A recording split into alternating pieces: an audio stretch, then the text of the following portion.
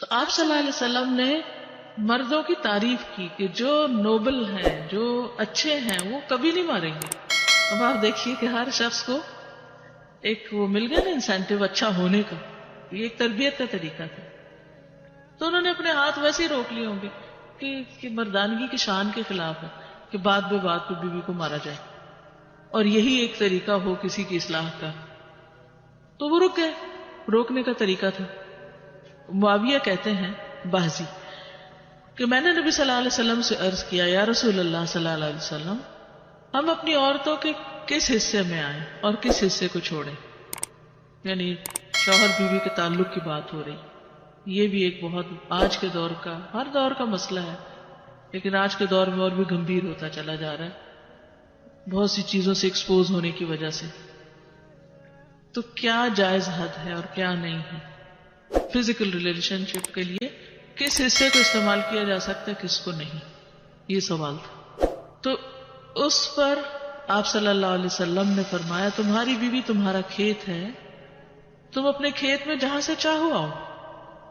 جہاں سے چاہو آؤ کا مطلب کیا ہے کہ جہاں سے کلٹیویشن ہو سکتی. یعنی کہ کھیت کے تعلق سے کیا بتایا، نساؤکم حرث لکم فأتوا حرثکم انا شئتم. انا شئتم کا مطلب، انا جو ہے ظرف زمان و مکان دونوں کے لیے آتا ہے کہ جانے کا کوئی خاص وقت مقرر نہیں کہ یہ دن ہے یا رات ہے، ایسی کوئی پابندی شریعت نے نہیں رکھی.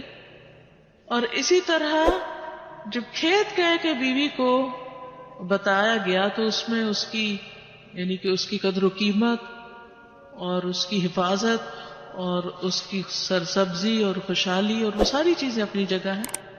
پلس یہ بہت ہی حکمت کی بات ہے کہ کھیت میں کچھ اگ جب ہی سکتا ہے جب اس میں بیج ڈالا جائے.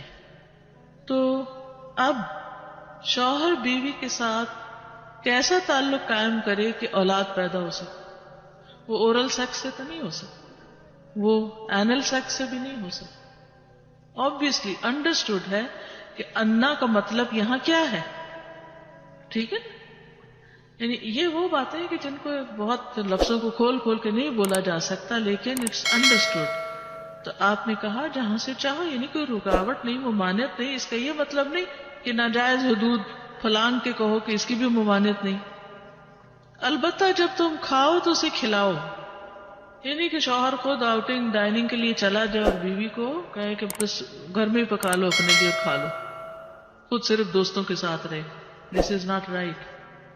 بیوی کو بھی لے کے جائے اور ساس بھی بہو کو جانے دے. جب تم کھاؤ تو اسے بھی کھلاؤ، جب پہنو تو اسے بھی پہناؤ. کا مطلب یہ ہے کہ عید آئی ہے، اپنے لیے سوٹ لے رہے ہو تو بیوی کو بھی کچھ لے کے دو. یہ ہے ایکویلٹی ایک طرح سے.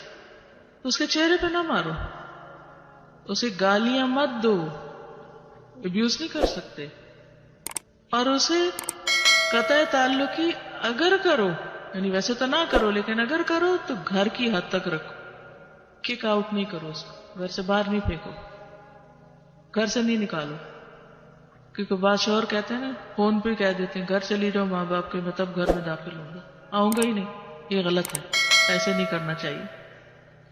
اور یہ کیسے مناسب، یہ کیسے ہو سکتا ہے کہ تم اس کے ساتھ یہ سلوک کرو جبکہ تم ایک دوسرے کے پاس حلال طریقے سے آتے ہو؟ یعنی تمہارا ایک جائز تعلق ہے اور پھر تم اس تعلق کو اس طرح خراب کرو.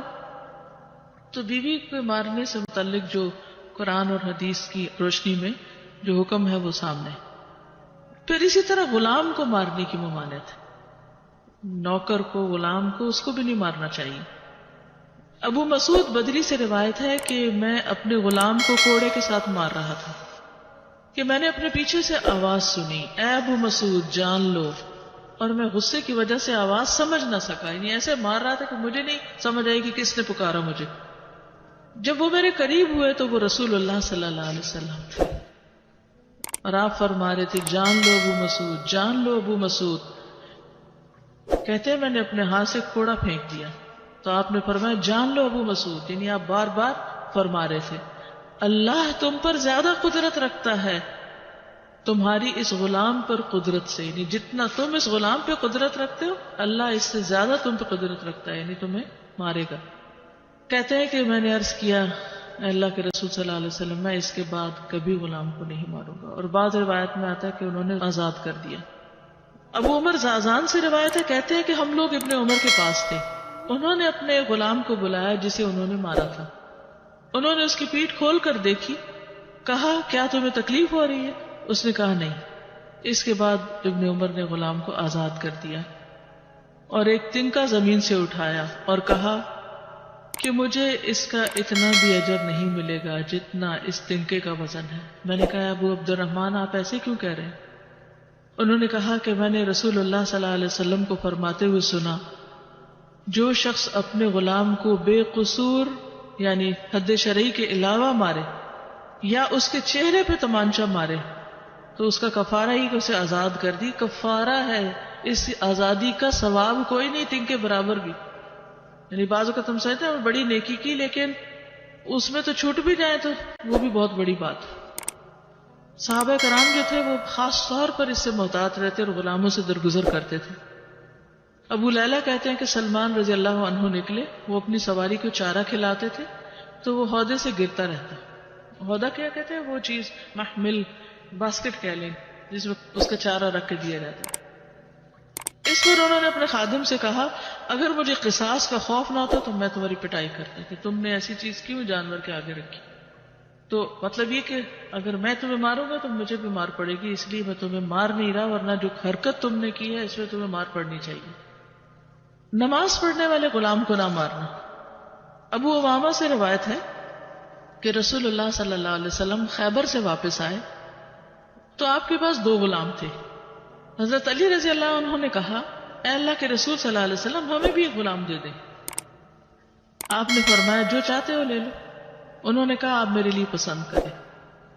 اس سے انداز ہوتا ہے نا کہ ریلیشن شپ داماد اور سسر کا کیسا تھا۔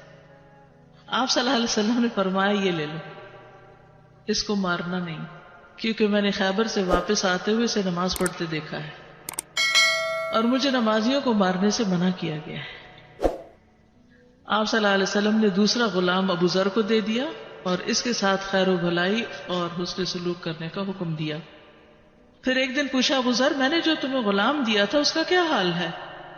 انہوں نے کہا آپ نے مجھے اس کے ساتھ خیر و بھلائی کرنے کا حکم دیا تھا تو میں نے اسے آزاد کر دیا کہ میں وہ خیر و بھلائی کر نہیں سکوں گا تو بہتر ہے کہ میں